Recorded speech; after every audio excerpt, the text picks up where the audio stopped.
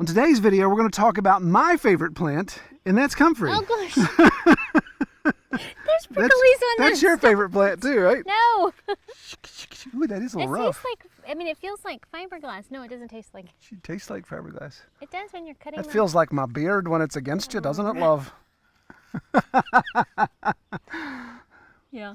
Yeah, there's a lot of similarity there. 2 weeks without a shave. Yeah, we are recording right now. We probably should move on with it. Okay. So, what do you think about comfrey, Kel? It's fine if you don't plant it everywhere. You hate it. You hate it. You've always I hated don't- my comfrey from day one. I don't hate it. I just don't want it everywhere. Just love it so much. Okay, I only love it because it's the only thing you can grow. that's right. It's the only thing I can grow, so that's why I love it. All right, so let's jump right into this. Actually, before we jump into it, should we pan the camera down and show them what's at our feet? No. No. So I don't know if you can see back here, but that worthless fuzzball and his partner in crime, my beloved dog dies at age 11, and these cats, 3 cats, live forever. We have mice issues down in the barn, but yet they want to hang out up here. But if I was to pan down, which we're not going to for the sake of our YouTube audience, there is a half-eaten chipmunk on the floor mat of my truck that I took out, to clean them up, let them dry. Floor mat's laying there in the grass. They brought you a present. The dead center of the floor mat is the back half only of the chipmunk. And the heart. And then the heart is sitting about, 4 inches away. It's not gory at all. It's just, it looks like half a stuffed animal laying there. I'm like, what the heck? It's like, how about a mouse? Why a chipmunk? Poor little thing. Let's talk about comfrey instead, shall we? All right. Now my face itches from rubbing that against my face. It's like fiberglass. I'm telling you. You've shrunk. I'm standing on the mound. Well, we're right here in Kelly's favorite part of the landscaping. Right, Kelly? This is not how landscaping is supposed to look. Okay, so this is an experiment. This is my tame thornless raspberry or blackberry, which I love. Look at the little flowers on it. Covered in blackberries right now. Anytime I take this is against the east side of our house. We're standing on the sidewalk here. The yard's right here. Anytime I take this and try to plant it out there, the deer come and wipe it out. So I brought my final starts that I had left from where I purchased them, put them back here in this area, and they've taken off like gangbusters. So I've planted some comfrey around to kind of help amend the soil and to help do weed control. And then somebody, who will remain nameless, came in and planted mint. We have mint everywhere. I didn't know. So I have jerked all the mint out just today, and it'll come it'll back. be back. It'll come back tomorrow. Yes. But you can see right here I've got a comfrey plant, and I have a comfrey plant right behind us. And what's crazy is last year those were 2 little tiny starts I got for $3 at the flea market.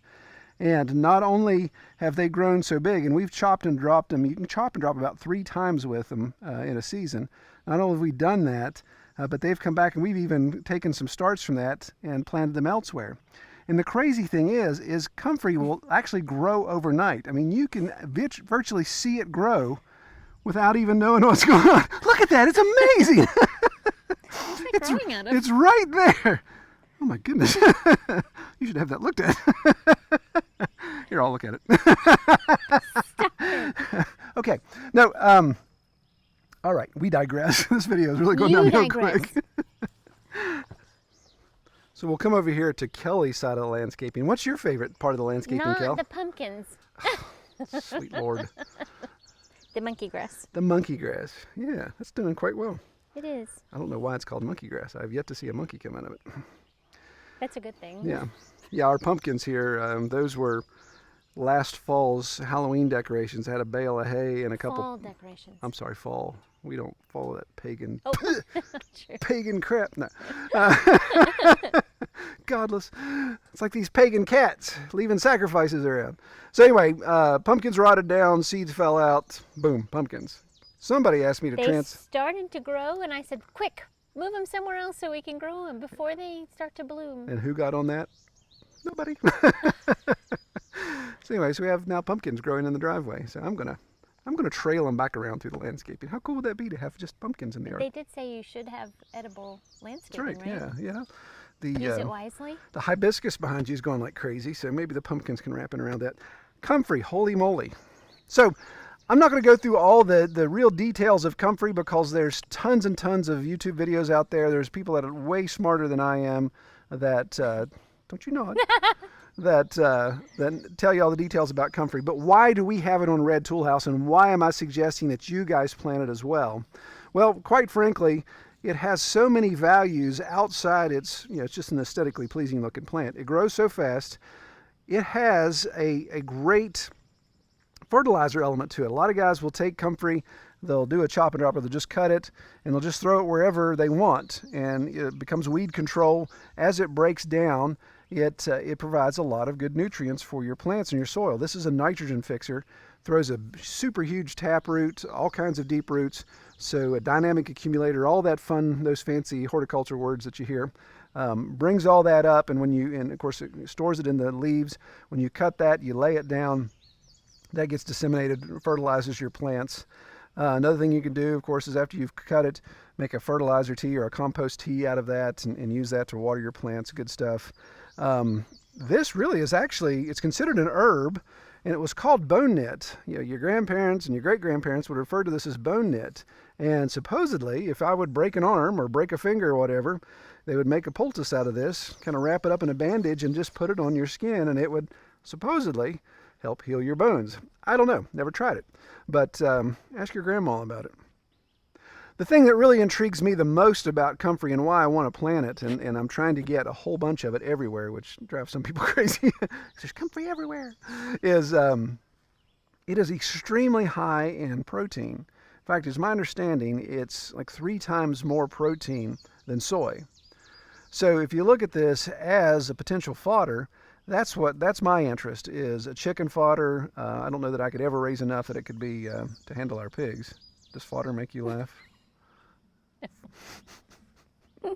Are you thinking mutter and fodder?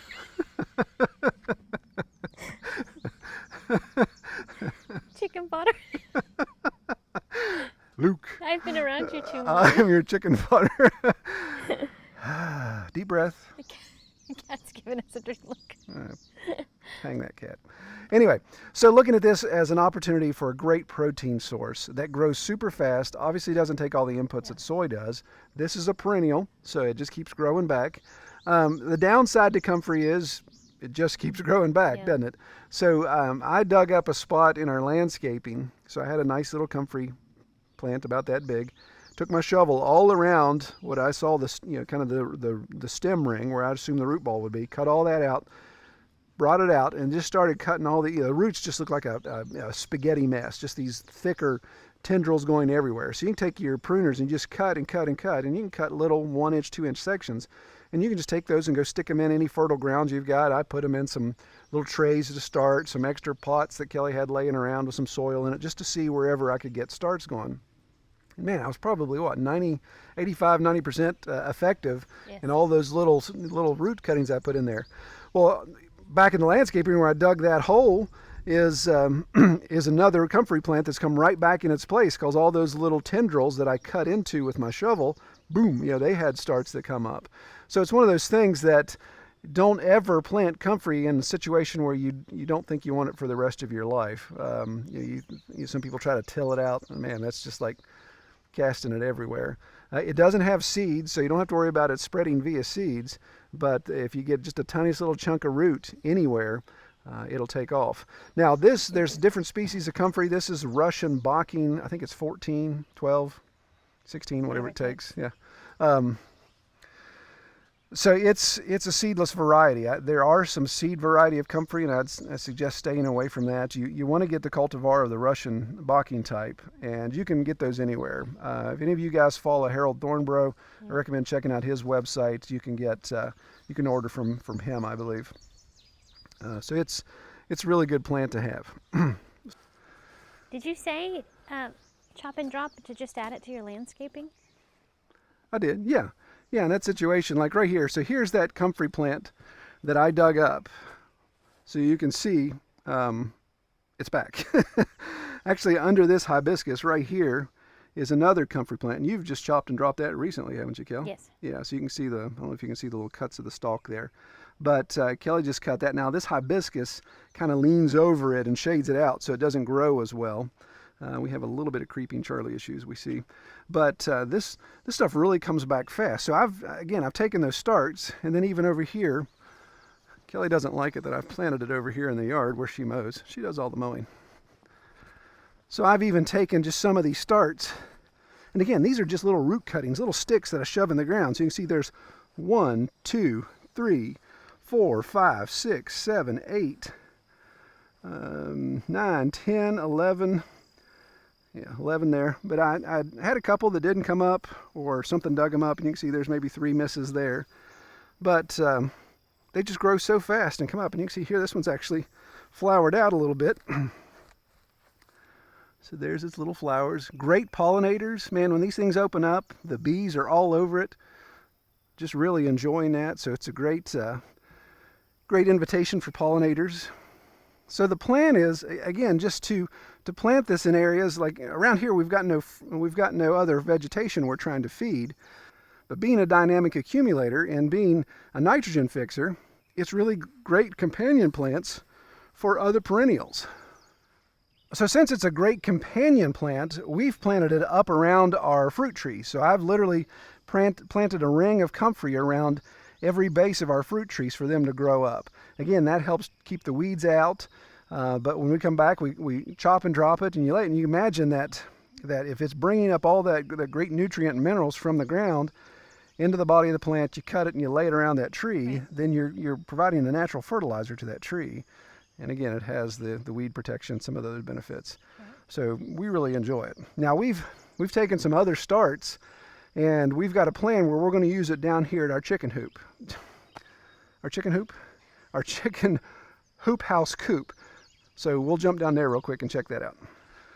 Well, okay, since we've had such great luck with comfrey, even I can't kill comfrey, then what I'm going to do here with some of my comfrey starts, my transplants, is I'm going to plant them alongside. We're down here by the chicken coop, greenhouse, hoop house monstrosity. We're on the outside, of course, of the chicken coop. And here I've used my road to the workshop in the barn, which is the side of the chicken coop. I want to plant this comfrey along this line here, just along this face, and it'll grow up. Comfrey grows pretty tall. It can get 4 or 5 feet tall if you let it. Flowers out nicely, all those things, and it'll be a decent weed control here. But as I've already mentioned, comfrey is so good for protein. The chickens will eat it. My chickens tend to like it after it's been cut and is laid around for a bit. They're not as keen to peck at it when it's green. But I'm going to plant it on this side, the outside, and I'll put some netting here just to let it take off, just in case they decide to eat it. But the plan is, if they want to mess with it as it grows up, it'll obviously kind of lean over into this netting, into this wire, and this is 2x4 welded wire.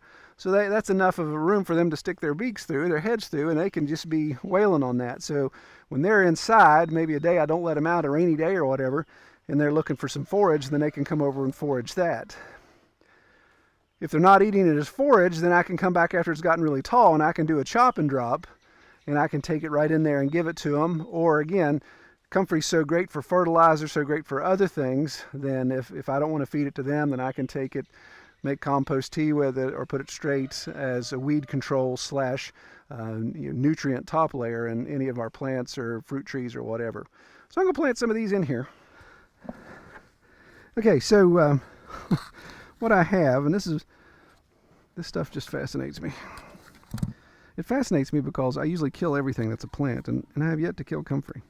So a lot of these starts were literally the plant I showed you where I dug up at the house.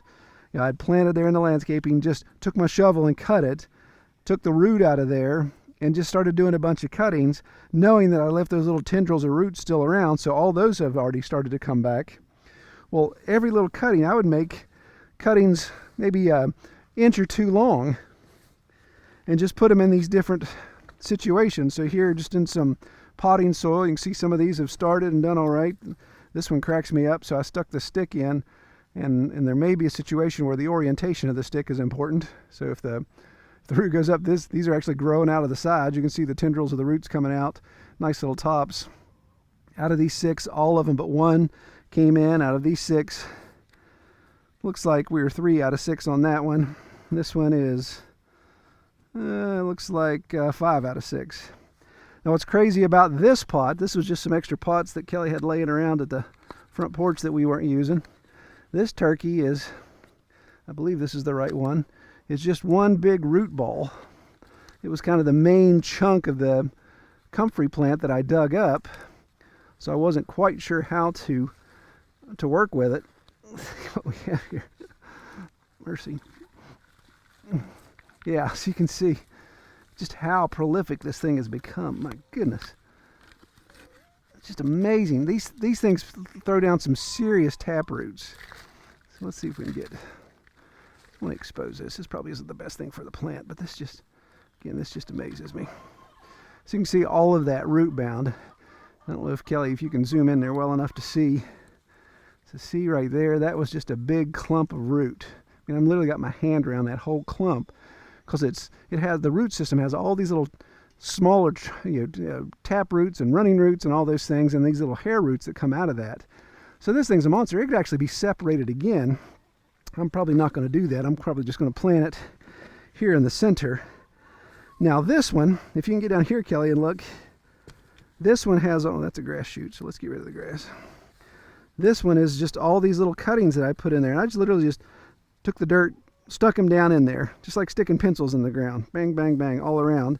And you can see where all of them have taken off. So it's, like I said, I love the fact that you can't kill it. It has all these great purposes and uses for it, and it grows everywhere. You know, the only warning, of course, is don't ever plant comfrey where you don't want it, because if you go to move it, it'll always be there. So let's get some holes dug here.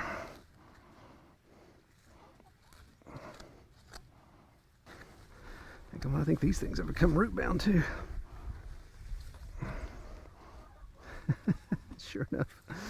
Look at that. That is just amazing. I mean, those things are digging holes to China there. To China.